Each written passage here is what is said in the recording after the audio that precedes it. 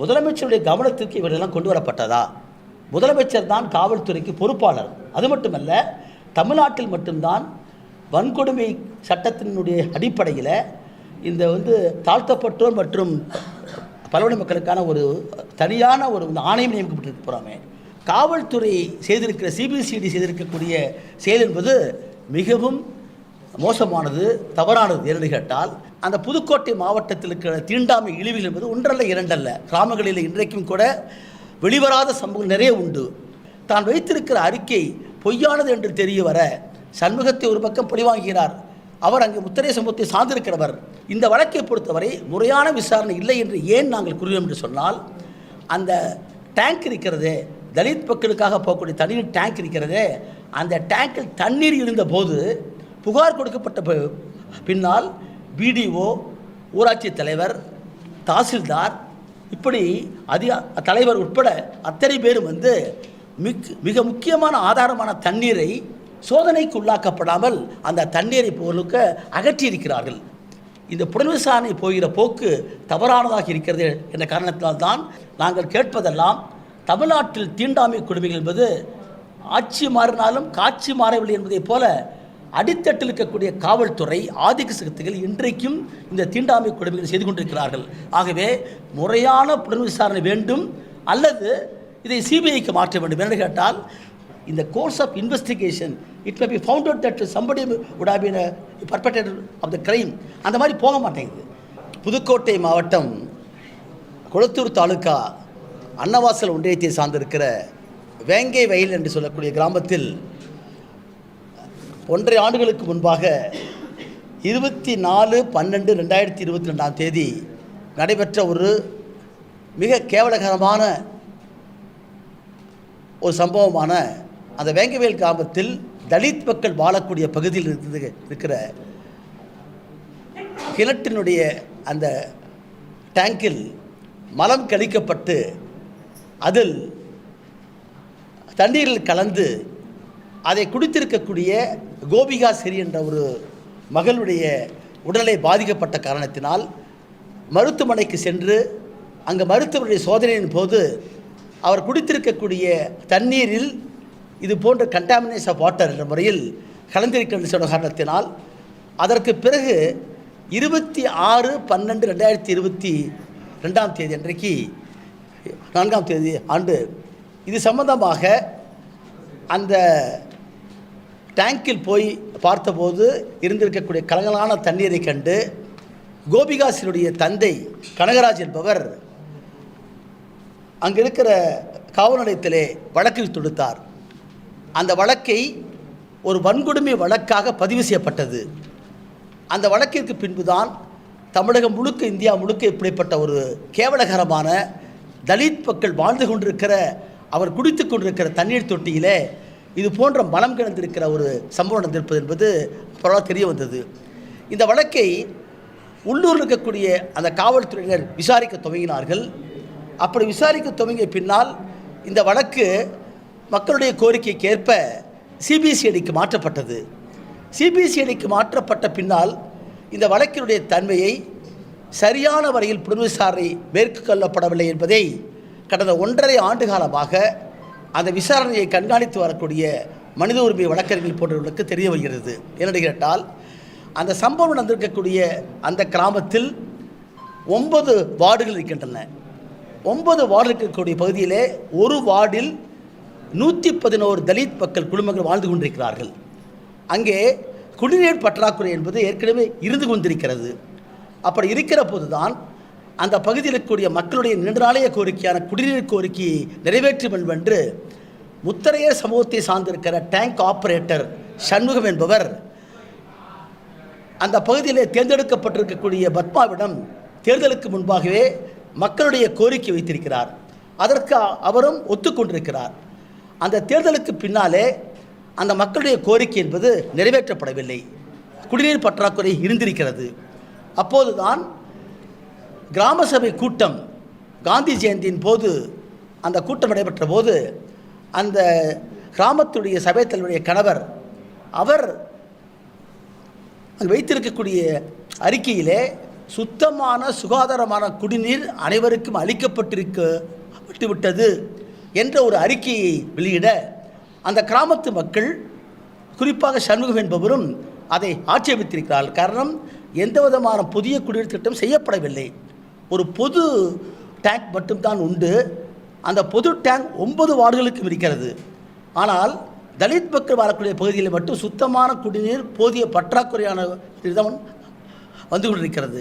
ஆகவே தவறான ஒரு அறிக்கையை கொடுத்திருக்கக்கூடிய அந்த கிராம சபை கூட்டத்தில் தலித் மக்களும் அந்த ஆபரேட்டராக முத்தரைய சமூகத்தை சார்ந்திருக்க சண்முகமும் ஆட்சேபனை தெரிவிக்க அந்த தலைவர் விரோதம் கொண்டு அந்த முத்தரைய சமூகத்தை சார்ந்திருக்கிற சண்முகத்தையே பழிவாங்கி வேலை விட்டு நீக்கியிருக்கிறார்.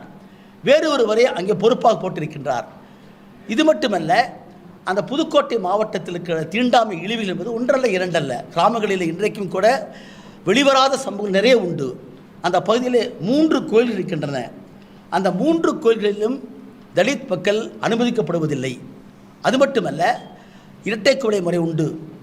அதே போன்று அன்னத்தார்னு சொல்லக்கூடிய ஒரு கோயிலில் சாமி சொல்கிற வழக்கம் உண்டு. 100 நாள் வேலைக்கு போயிருக்கக்கூடிய தலித் மக்கள் ஒரு 4 பேர் அந்த குதிரை இருக்கக்கூடிய எல்லையை தாண்டி போய் சாமி கேட்கிற அந்த இடத்தில் கலந்து கொண்டிருக்கிறார்கள். ஒரு தலித் சமூகத்தை சார்ந்திருக்கிறவர்கள் பிற சமூகத்தினர் கலந்து கொண்டிருக்கக்கூடிய கோயில் நிகழ்ச்சியிலே, கோயில் விழாவிலே குதிரையை தாண்டி போய் நின்றதை ஒரு மிகப்பெரிய குற்றமாக கருதி அந்த பூசாரி அந்த 4 பேரையும் மன்னிப்பு கேட்க வைத்து காலில் விட வைத்திருக்கிறார். இப்படி பல தீண்டாமை கொடுமைகள் அங்கு உண்டு. அந்த கொடுமைகளோடு சேர்த்துத்தான் இந்த குடிநீர் பற்றாக்குறை சம்பந்தமாக கிராம சபை கூட்டத்தில் தலைவர் வைத்திருக்கிற அறிக்கையில் உண்மைக்கு புறம்பாக தலித் மக்களுக்கு உட்பட சுத்தமான சுகாதாரமான குடிநீர் கொடுக்கப்பட்டது என்ற தவறான அறிக்கையை எதிர்த்து கேட்க தான் வைத்திருக்கிற அறிக்கை பொய்யானது என்று தெரிய வர சண்முகத்தை ஒரு பக்கம் பழிவாங்குகிறார். அவர் அங்கு முத்தரைய சமூகத்தை சார்ந்திருக்கிறவர்.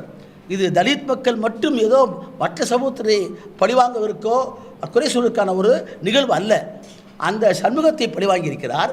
அது மட்டுமல்ல, தான் செய்திருக்கக்கூடிய தவறான அந்த அறிக்கையை மறைப்பதற்காக அந்த பகுதியில் ஏற்கனவே ஒரு தனியாக டேங்க் இருக்கிறது.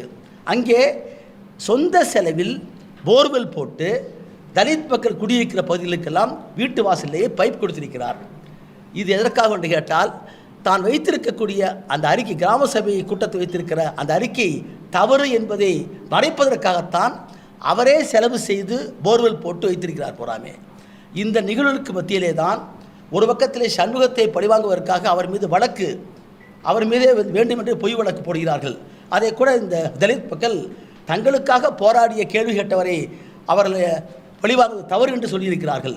இந்த சூழ்நிலையில் தான் 24/12/2024 அன்று அந்த தண்ணீரிலே மலம் கலைந்து அதில் குடித்திருக்கிற கோபிகா ஸ்ரீ என்ற மாணவி உடலை பாதிக்கப்பட்டு மருத்துவருடைய ஆய்வறிக்கையின்படி அந்த தண்ணீரில் கலந்திருக்கிறது அது கண்டாமினேட் வாட்டர் தான் சொல்லுவார்கள். அது ஆய்வு செய்யப்பட வேண்டும்.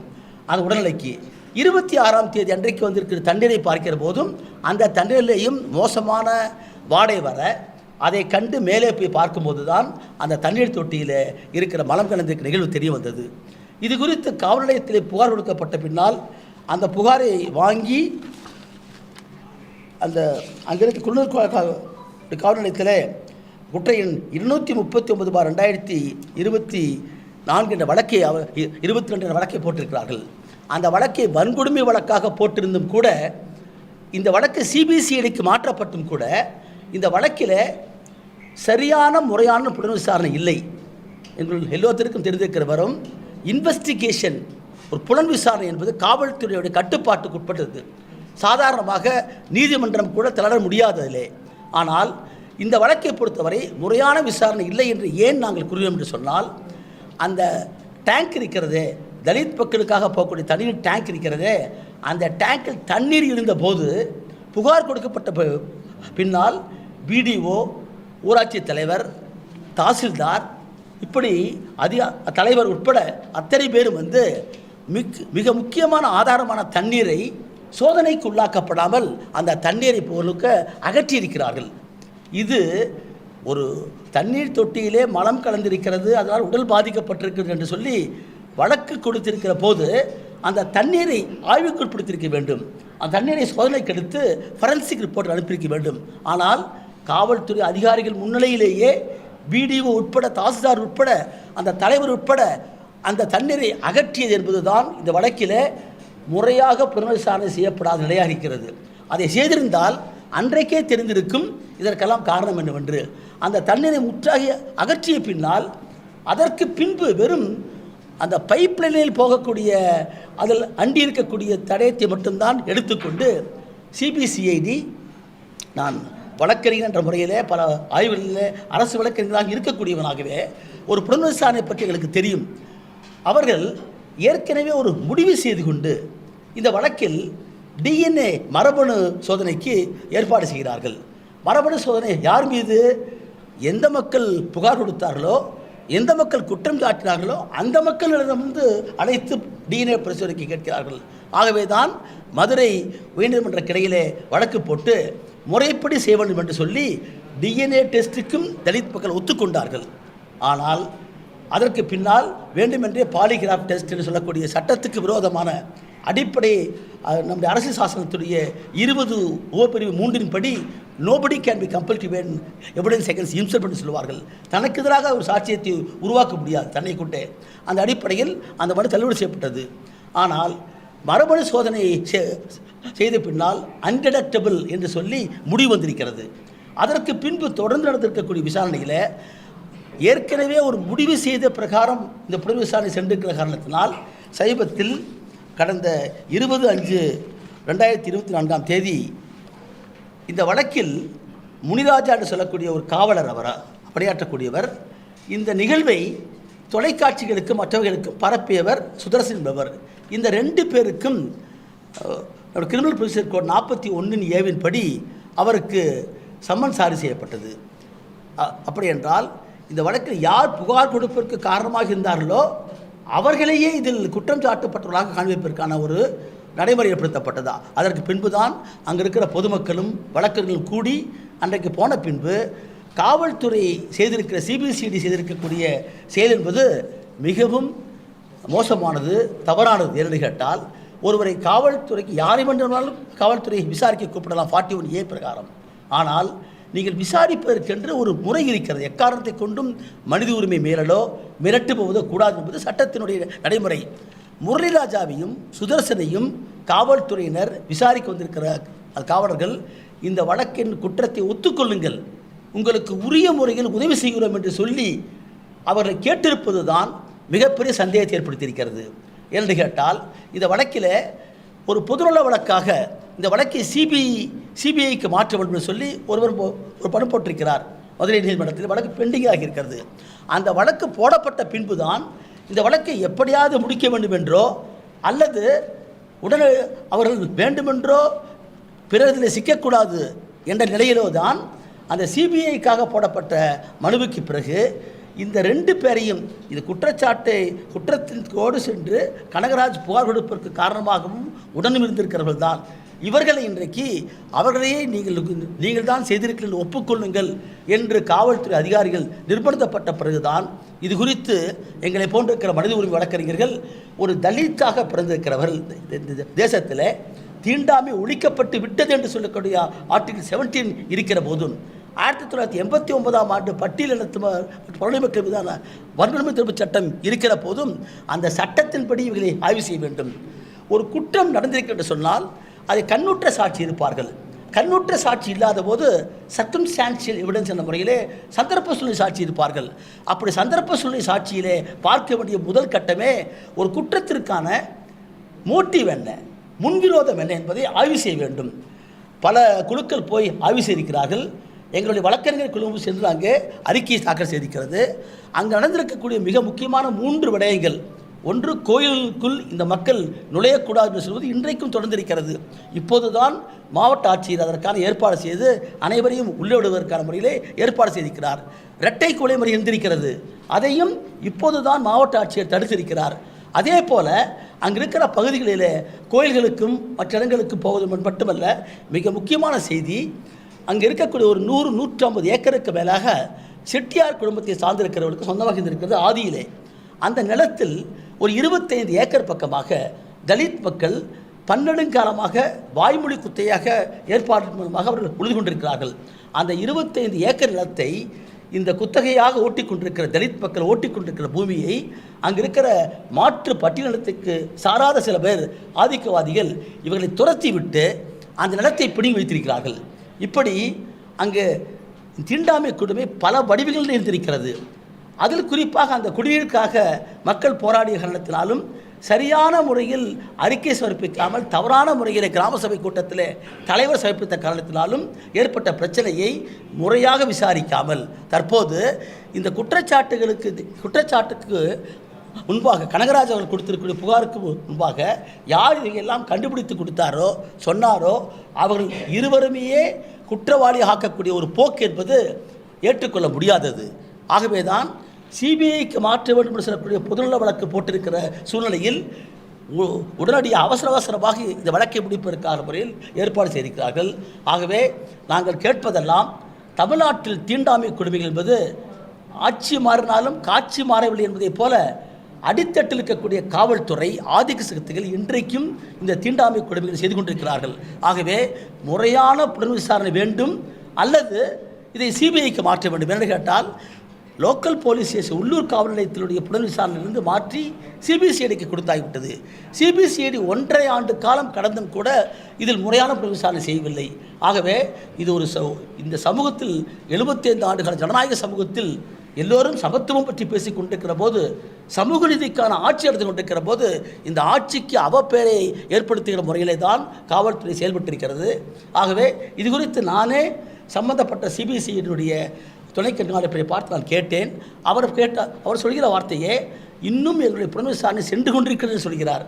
அப்படி இருக்கையில் 1.5 ஆண்டுகளுக்கு பின்னால் தலித் சமூகத்தை சார்ந்திருக்கிற காவலர் முத்துராஜ் மீதும் சுதர்சன் மீதும் இதற்காக அவர் கூப்பிட்டு அழைக்க வேண்டும். ஆகவே இந்த புலன் விசாரணை போகிற போக்கு தவறானதாக இருக்கிறது என்ற காரணத்தினால்தான் இந்த ஊடகவியலாளருடைய நேர்காணலில் எங்களுடைய கோரிக்கை வைக்கின்றோம். தமிழக அரசு சமூக நீதிக்காக போராடி கொண்டிருக்கிற அரசு சந்தேகம் இல்லை. ஆனால் காவல்துறையும் ஆதிக்க சக்திகளும் தொடர்ந்து தன்னுடைய அட்டூழித்து செய்கிறார்கள். அந்த அடிப்படையில் தான் முறையான புலன் விசாரணை வேண்டும் அல்லது சிபிஐக்காக மாற்றப்பட வேண்டும் என்ற கோரிக்கை வைக்கின்றோம். முத்துராஜ்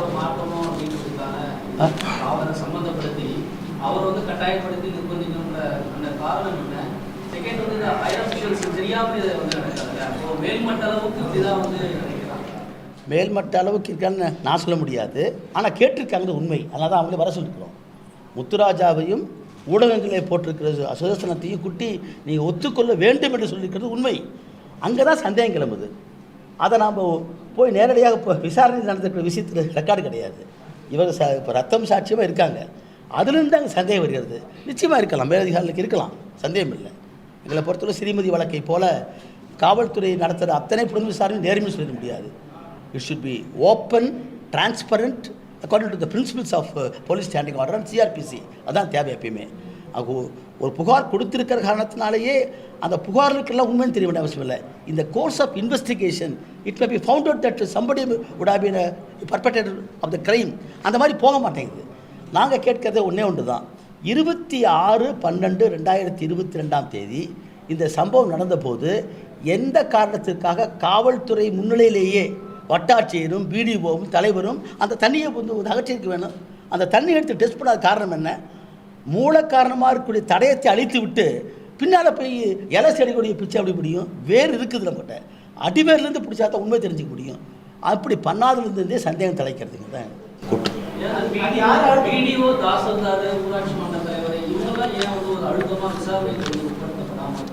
அதுதான் கேட்குறேன். நாம் இன்வெஸ்டிகேஷனில் சார்ஜ் சரியான கேள்வி தான். சரி, அதை நீங்கள் சொன்னீங்கல்ல, இப்போ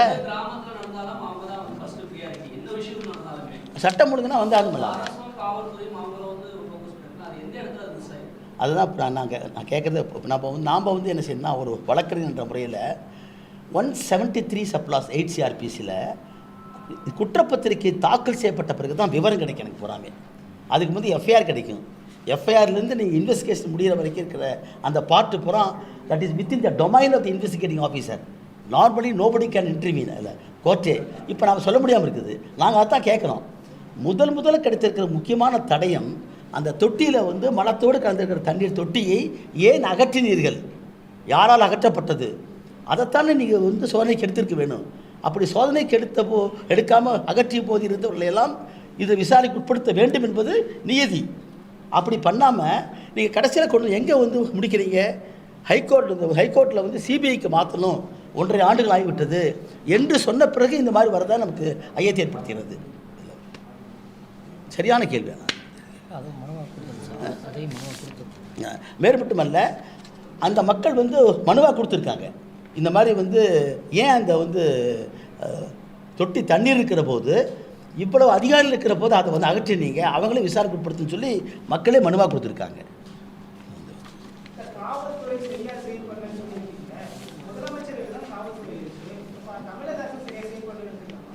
அது ஜென்ரலாக சொன்னால் அதான் அர்த்தம். அவர் தான் காவல்துறைக்கு தலைவர், அவர் தான், அதில் எந்த சந்தேகம் கிடையாது. ஆனால் இவைகள் எல்லாம் அவருடைய கவனத்துக்கு கொண்டு செல்லப்படுகிறாங்க எனக்கு தெரியாது. இருக்கலாம். அதான் நான் வந்து முதலமைச்சரை வந்து சான்றுலாம் சொல்ல மாட்டேன். தன் கட்சிக்காரர்களே தப்பு பண்ணால் தப்புன்னு சொல்கிறவர் நான் பார்த்தேன். தப்பு பண்ணுறாங்க பல பேர் சொல்கிறாரு பார்க்க. அப்படி கவனத்துக்கு கொண்டு போகணுங்கிறதுக்காக தான் நாங்கள் இந்த மாதிரி ப்ரெஸ் மீட் வச்சுக்கிறோம்.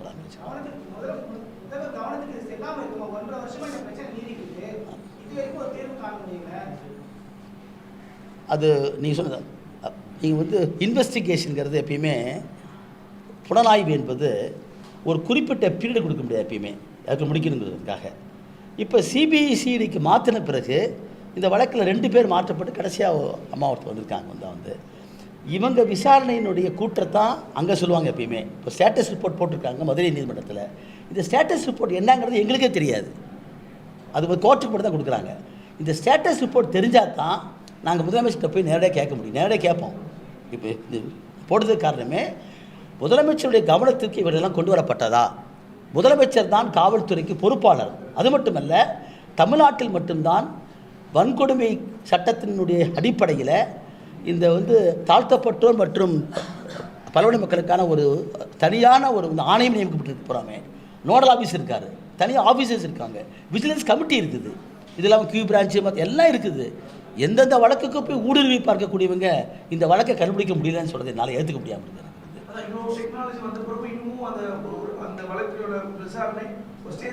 நிற்குதாம்மா. அது மட்டும் இல்லை, அதுக்கு யாரும் இந்த தலித் மக்களாக இருக்கார்களோ, இதுக்கெல்லாம் கொஞ்சம் முன்கை எடுத்து கொஞ்சம் உதவி பண்ணாங்களோ, அவர்கள் மீதே தொடுக்கிற மாதிரி வரங்காட்டி தான் நமக்கு பலத்தை சந்தேகம் ஏற்படுத்த போகிறோம். ஆகவே இதை நான் வந்து ப்ரெஸ்ஸில் கொடுத்துட்டு நீதிமன்றத்தில் போய் அந்த சிபிஐக்காக போட்டிருக்காங்களே அந்த வழக்கிலேயே நாங்கள் கட்சிக்காரராக நாங்கள் அதில் சேர்ந்து இதில் வந்து வாதாடுன்னு போட்டு நினைக்கிறோம். வந்து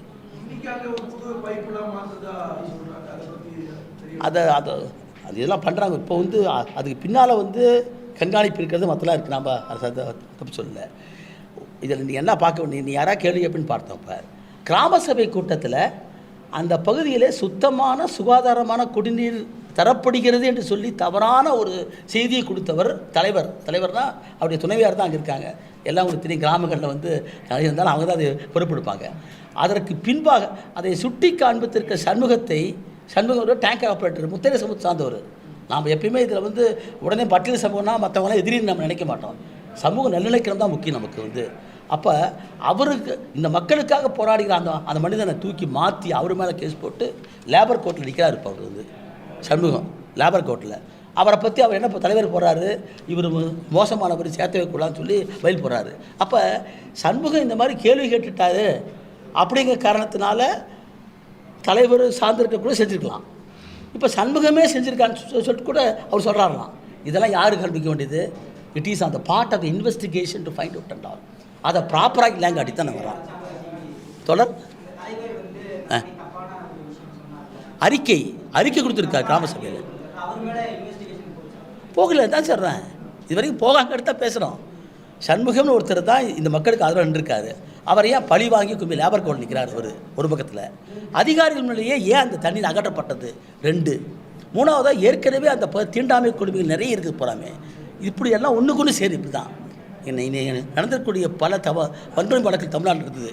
கீழாவின்மணி ஆரம்பித்து கோகுல்ராஜ் இப்போ இருக்கிற பள்ளிக்கரணை வழக்கு வரைக்கும் இருக்குது. எல்லாமே பார்த்தீங்கன்னா முன்னோக்கு காரணம் இருக்கும். இந்த மோட்டிவை ப்ராப்பராக வந்து நீ அனலைஸ் பண்ண எப்பயுமே குற்ற சம்பவத்துக்கு ஒரு மோட்டிவ் இருக்குது எப்பயுமே. சடன் ப்ரொவொகேஷன் வேறு எப்பயுமே. ஆனால் திட்டமிட்டு நடத்தக்கூடிய விஷயத்தில் வந்து நீங்கள் புலனாய்வு தான் செய்ய முடியும். காரணம் நம்ம அட்வர்சரி சிஸ்டம் அமெரிக்கா மாதிரி இட்டாலியா மாதிரியோ நாங்கள் இன்வெஸ்டிகேட் பண்ண முடியாது. இன்க்விசிட்டிவ் சிஸ்டம் தான் முடியும். அட்வர்சரி சிஸ்டத்தில் வந்து போலீஸ் தான் செய்ய முடியும். அதே போலீஸ் தவறாக செஞ்சுன்னா முடிஞ்சு போச்சு. ஆகவே தான் இப்போ வந்து நம்ம என்ன சொல்கிறோம், ஊடகங்களுக்கு பற்றி நாம் சொல்கிறதே இந்த வழக்கை முறையான புலன் விசாரணை மேற்கொள்ளப்பட வேண்டும், அல்லது சிபிஐ கேட்ட மாதிரி நீங்கள் அதுக்காக உத்தரவிட வேண்டும். இது போன்ற மேலும் பல செய்திகளை அறிந்து கொள்ள Channel 5 நியூஸ் சேனலை